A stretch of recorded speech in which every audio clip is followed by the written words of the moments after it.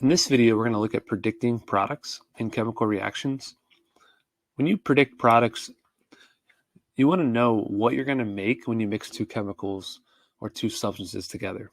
So in today's video, we're going to look at two types of chemical reactions. The first one we're going to look at are single replacement reactions. And then the next one we're going to look at is double replacement reactions. So let's look at single replacement first, and then we'll look at double replacement next. So our first single replacement reaction is zinc plus hydrogen chloride. So the way that we know this is a single replacement is you have one substance, one thing. So zinc's by itself, we'll call that A. And then you have a partnership, two different parts of a substance. So hydrogen would be, we'll call B, and then the chloride will be C. So let me put this together. So B and C will be, B and C are together. So let me rewrite that just so it makes it a little bit more clear. So it looks like this. So B, C, they're bonded together. So in single replacement, the A comes in and kicks out B. And then what that does is that puts B by itself,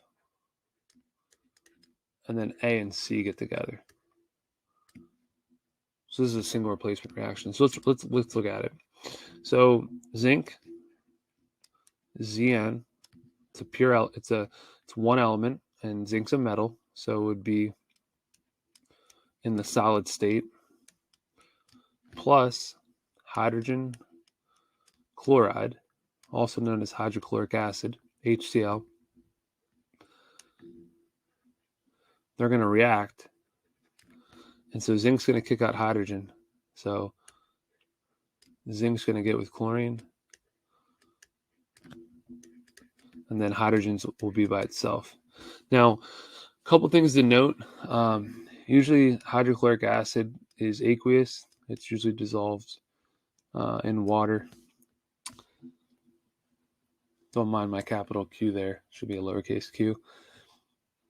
And then the other thing to note is we kind of need to do some side work here. So we know that zinc forms a +2 ion when it bonds to a nonmetal, and chlorine always forms a -1 charge. These two is an ionic compound, zinc chloride. And so we know we form ions when a metal and a nonmetal come together. So if you look at the charges here, you need two chlorines, two -1 chlorines to get the -2 to cancel out that +2. The charges have to cancel to 0 to get to 0 to make the ionic bond. And so we're going to have ZnCl2 in our formula. And then usually this is done inside of a solution of water. So it would be AQ. And then for aqueous. And then we also want to know that hydrogen is one of the diatomic elements, means it doesn't exist by itself as H, it exists as H2. There's 7 diatomic elements on the periodic table. If we look at a periodic table here, we'll see those 7. So the 7 are hydrogen, so H2, and then nitrogen, so that'd be N2, oxygen, be O2, fluorine, it's going to be F2, chlorine, Cl2, bromine, Br2, and then iodine, I2. So there's 7. If you look at the periodic table, it's kind of cool. They are in the shape of a 7, which I find is pretty fascinating. I mean, this hydrogen up here is a little bit of a stretch, but they're in that general shape. So we just need to remember that when we're doing some of these reactions. And then what I want to note here as well is how I was able to predict who kicks out who in this single replacement. So we use something called the activity series. So the activity series I have here on the right-hand side. You can look this up online. Can find it in your chemistry textbook. But it predicts the reactivity. So if you're higher on the activity series, you can kick out someone who's below you on the activity series. But if you're down low on the activity series, like gold down here, pure gold can't kick out anybody because it itself is at the bottom of the series. So it's like the lowest ranking. The way I think about this in my own classroom is, my principal can come into my classroom and kick me out of my room, but I wouldn't be able to go into her office, to my principal's office, and kick my principal out of their own office because they're higher ranking in the school. So zinc, you find zinc. Zinc is right here on the activity series. And then I know that hydrogen is a non-metal, but in this case, it's on the activity series with the metals. It's a commonly, used with acids. So it's going to be on here. So hydrogen's actually right down here. So the question we're asking ourselves is, can zinc kick out hydrogen? And the answer is yes, because zinc can kick out who's below it on the activity series. And so because hydrogen's lower on the activity series, zinc metal is able to kick out hydrogen. So this reaction would actually occur. This would take place. And then the next thing I want to note is that hydrogen is a gas. So it's kind of cool reaction we do in chemistry, and you actually produce bubbles here. And so that's another sign of a chemical reaction. And then what you would do is make sure you're balanced. If you see here, you have your 2 chlorines right there on the right product side. We only have 1 chlorine on the left, so you put a 2 there. Now you have 2 hydrogens. So then over here on the product side, you have 2 hydrogens. 1 zinc on the reactant side, 1 zinc on the product, so you're good. That's how you predict the product of a single replacement. Let's do another one. So copper 2 chloride. So copper. Now this copper 2, what does that mean? That means the copper is a +2 ion here. And then we know chlorine is always a -1 charge. We're just doing some side work. So the formula for copper 2 chloride would have to be CuCl2 because you need 2 chlorines at -1 each to get the this would be -2 together. And that would cancel the +2 out to make a bond. And then this is aqueous in water, dissolved in water, plus fluorine, F2. It's a gas. And then we come over here and we look at our activity series. So we find fluorine.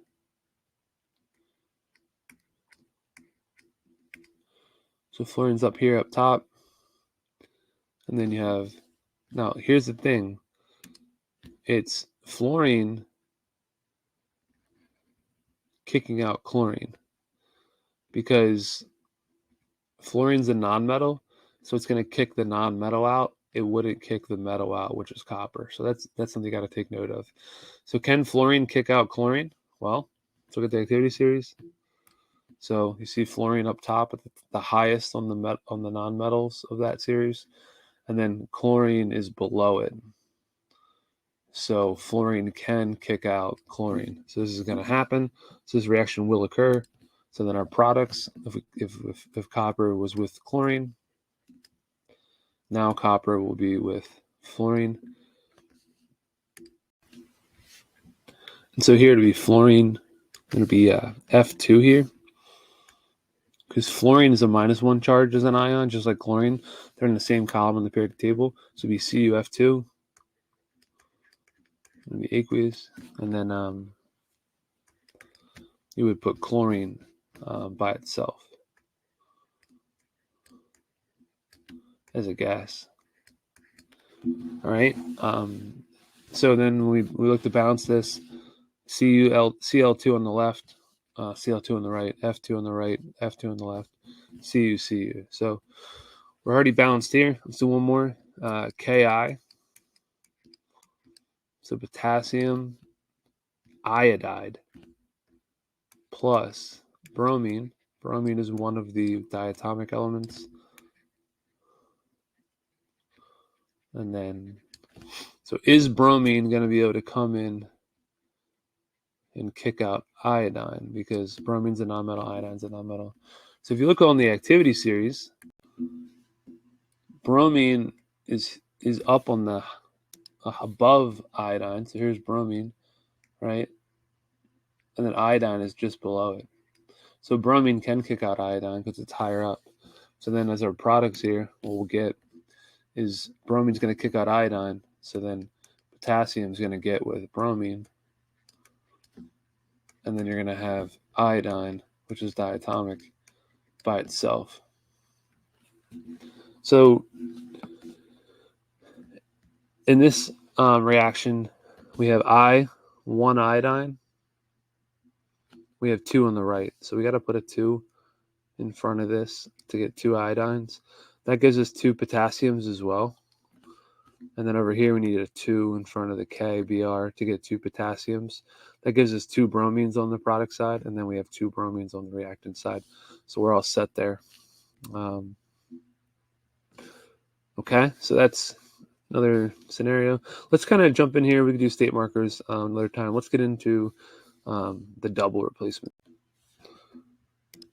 All right, with the double replacements, what we're doing with a double replacement is we're going to take 2 things. So in this scenario, we have barium, which we'll call A, bonded with chloride, which is B, and then we have aluminum, which is C, and sulfate, which is D. So when we do this, the partners are going to swap. So A is going to get with D, and then B is going to get with C. Let me actually do that wrong. I'm going to do C is going to get with B.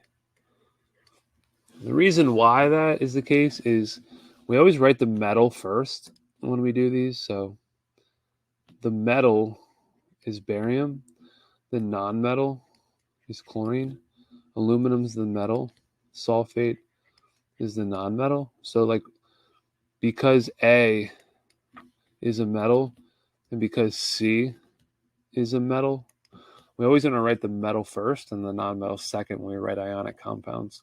So double replacement reactions are a common kind of reaction when you're mixing substances that are dissolved in water, aqueous. And the main outcome for a reaction is a precipitate, which is a solid that appears from the 2 solutions that are dissolved in water. So let's look at it. So we have barium, chloride. Now barium is always a +2 ion. Chlorine's a -1. So we need 2 chlorine -1s to get the -2 for the chlorines to cancel out the barium +2. Now how do we know this? And so if you look here at the periodic table, you can see that barium is in group 2 of the periodic table. And so just a good thing to remember, if you're in group 2 of the periodic table, when you form an ion, you'll be a +2 ion. If you're in group 1, like hydrogen, you'll be a +1 ion. Everybody in group 1. It's just something to remember. Chlorine is in group 17 or 7A. So it's 1 away from the noble gases. So it'll gain an electron to become a -1 ion. So we're going to mix barium chloride with aluminum. And aluminum is a +3 ion So if we kind of do some side work here, aluminum is the +3, and sulfate ion, SO4 is -2 ion. So if you cross the charges, you'll get a compound. You'll get a Al2, and then SO4.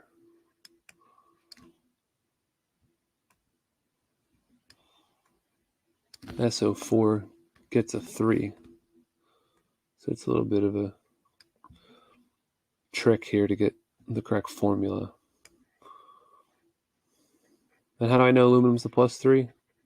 It's in group 13 or group 3A. So it'll lose 3 electrons to go back to noble gas. So then in this double replacement reaction, we're assuming that all of our reactants here are dissolved in water. So they're aqueous. And when they mix, we might form a solid from the two. So let's look at the products here. So barium is going to get with, is the metal. It's going to get with the sulfate, which is the nonmetal. And aluminum, the metal, is going to bond with chlorine or chloride, the nonmetal. So then we write these products. It'll be barium, and then it'll be sulfate. Now remember, barium is a +2 charge, and we saw sulfate is a -2. So those charges already cancel out to go to 0. So it's just barium sulfate, BaSO4, which is already correct. And then the other product is aluminum, and then chlorine. Now, aluminum is a plus. Oh, we already wrote aluminum +3. Okay, it's right there. And then chlorine is a -1 ion. It's in group 7A, so it's 1 away from noble. So you're going to need 3 chlorine -1s to cancel that aluminum +3. So it's AlCl3. Now, at this point, if these are both aqueous, dissolved in water, then we can assume that no reaction has occurred because the reactants were dissolved in water. And so it's like everybody's dissolved in water, so we don't have anything new. But if we get a solid from 2 clear solutions, then we have a reaction. So the way we check this is we look at something called the solubility rules to see if any solids would appear. All right, so here are our solubility rules here on the right. So what do we have in the solubility rules? We have barium and we have sulfate. So, and then we have aluminum and we have chloride. So what I always do is I always want to look at the anion, so the nonmetal, and check the solubility rules for those. So sulfate, SO4, we're going to look at our list here. There's 10 rules, and we're looking for sulfate. So if you look down the rules, you see sulfates. I do. Sulfates are right here. Most sulfates are what? Soluble, which would mean they would be aqueous in water, except those with barium, strontium, lead, calcium, silver, and mercury. Do we have our sulfate with any of those? We do. We have our sulfate with barium. So if a sulfate is soluble in water, now if one of the exceptions is barium, it won't be soluble anymore. It'll make it insoluble. So this will be a solid. So if it's soluble to start on the solubility rules, that means it dissolves in water. That means it's AQ. If you have an exception on the solubility rules, that changes it from soluble to insoluble. Okay, and insoluble means you have a solid. We call the solid a precipitate. Okay, and you're a precipitate if you're not in the solution anymore. If you have a solid appear, we call you a precipitate. So barium sulfate is the precipitate, and this would be the sign of a chemical reaction, that you would mix these 2 solutions that the chemicals are fully dissolved in water, and then you would form a solid. It would appear in the solution. It would come out. It would settle to the bottom, and you could filter it and collect it, which is really cool. Now we could be done here, but let's just look at chlorine. So chlorine, right here, most chlorides. I don't know if you can see it. Rule 3. Most chlorides are soluble in water, except those of silver, mercury, and lead. We don't have, aluminum is not silver, mercury, or lead, so the chlorine would stay soluble in water. So we would put AQ, aqueous right there. Okay, so that's how you do that one. Let's do another one. So calcium hydroxide. Calcium hydroxide. Let me move this over. So calcium is a +2 ion. Hydroxide is a -1 ion. So hydroxide is OH -1. That means we need 2 of them to react or to bond with the calcium. And then ammonium is NH4, and that's a +1 ion. And then chlorine is a -1 ion. So ammonium chloride, like that. And then they react. So we draw a little arrow to show that they're going to react and produce something. All right, so now the calcium is going to get with the chlorine, and then the ammonium is going to bond with the hydroxide. All right, so let's write those. So calcium chloride, CaCl2, plus ammonium. Ammonium's going to get with the hydroxide. Now, ammonium's a +1, and so is hydroxide. So +1 and -1 cancels the 0, so we're good on that. And I didn't balance the last one in number 1. I should have balanced it. So let's just check solubilities first, and then we'll balance it. So chlorides, we just saw previously that all chlorines were what? All chlorides, most chlorides are soluble in water, except silver, mercury, and lead. So we don't have silver, mercury, and lead here. So we know that calcium chloride is going to be aqueous as our state marker, dissolved in water. And then now it is kind of poor. It doesn't dissolve very, very well, but it definitely is going to be aqueous here. Now ammonium hydroxide, let's look for hydroxides on the solubility rules. So hydroxides, do you see hydroxides anywhere? Number 7. Most hydroxides are insoluble in water. So this ammonium hydroxide is insoluble. So it's going to be a solid, except those of group 1 ammonium. There we see ammonium. So because it's with ammonium, we're going to flip it from being a solid here to it has ammonium. So instead of being a solid, it's going to be aqueous. It'll be dissolved in water. So this will be AQ. So in this scenario, there's going to be no reaction. Okay, so these products would not form. I shouldn't say that. They are going to be all dissolved in water, but we're not going to have a reaction. We're not going to make anything new because all the ions are going to stay dissolved in water. So we won't get a solid precipitate. All right, let's do one more here real quick. So K, potassium iodide, plus lead, which is Pb, and it's lead 2, nitrate. Nitrate's a NO3, it's a -1 charge. Lead here is saying lead 2, so it's a +2. So that means we need 2 NO3s to cancel out that lead.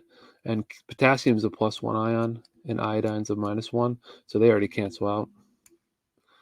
And then we'll kind of do this reaction here. Potassium's going to bond with nitrate, and then the lead is going to get with the iodide. So, rewrite these. Lead, PbI. Now remember, Pb is a +2, lead or iodide is a -1, so we're going to need 2 iodides to cancel out. And then our other one is going to be potassium, and potassium is getting with nitrate, NO3.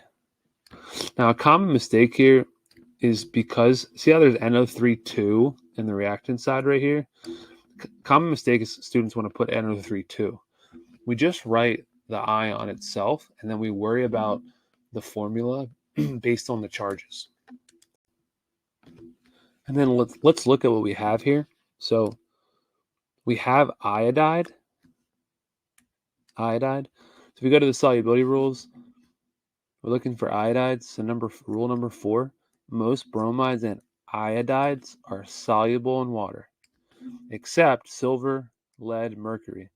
So because iodide is usually soluble in water, but one of the exceptions is lead, that will make it go from soluble, aqueous, to a solid precipitate.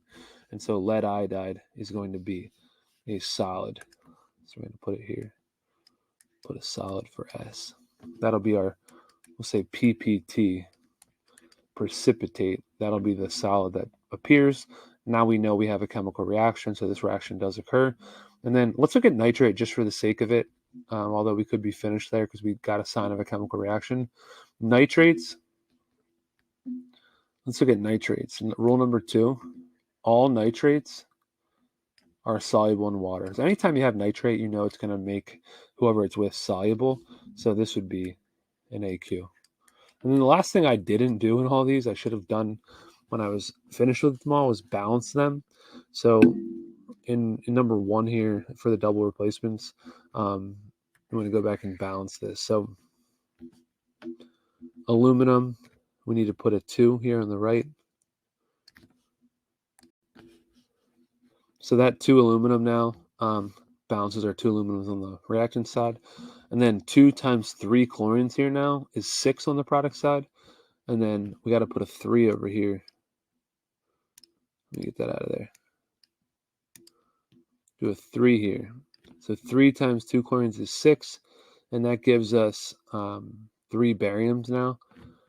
So then we got to go over here and put a 3 in front of the barium to get 3 bariums. And then that also gives us 3 sulfates.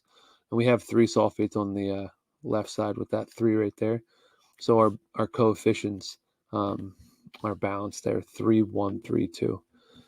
And then let's go to number 2 here and balance it. So, well, let's not balance it because that reaction doesn't even occur. Let's do this last one. So potassium's on the reactant side. There's 1. There's 1 on the right. There's 2 nitrates on the reactant side. So we got to put a 2 in the front here to get 2 nitrates. That'll also give us 2 potassiums. So then we'll put a 2 on the reactant side to get 2 potassiums.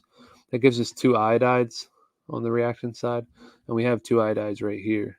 So we're good. And we have 1 lead and we have 1 lead.